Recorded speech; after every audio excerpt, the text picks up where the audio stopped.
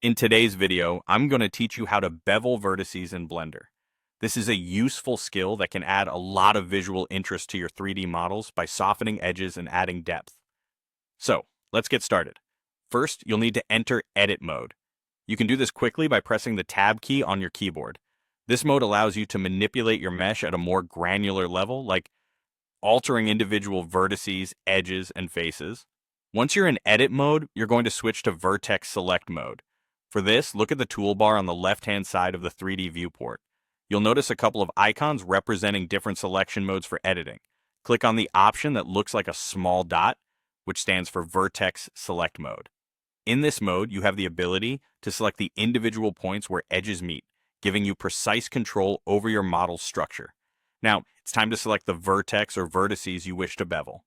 Simply click directly on one of those small points in the mesh with your mouse. If you want to select multiple vertices, hold down the Shift key while clicking each one. This allows you to bevel multiple vertices simultaneously, keeping them consistent throughout your model. After you've made your selection, direct your attention to the top of the 3D viewport. You'll see a set of menus. Go ahead and click on the menu labeled Vertex. A drop-down will appear, offering various options for manipulating vertices. From here, choose the Bevel Vertices option.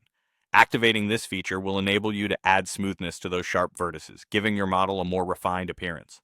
Once you've selected bevel vertices, a new panel will appear in the bottom left corner of your screen. This is the bevel panel, and it's here that you can fine-tune the bevel to your liking. You'll notice options like width and segments. The width slider lets you control the intensity of the bevel. Moving it to the right increases the size of the bevel, making your vertices more rounded. On the other hand, increasing the number of segments will create a smoother bevel by adding more subdivisions. Experiment with these parameters to see how they affect your model's appearance, allowing you to achieve the exact look you're aiming for. And there you have it. That's how you bevel vertices in Blender. By mastering this technique, you can make your models more dynamic and aesthetically pleasing, whether you're designing for games, animations, or 3D printing. I encourage you to try it out and play around with the settings to really see what works best for your project. Don't forget to like this video and subscribe for more tips on getting the most out of Blender. Thanks for watching, and happy modeling.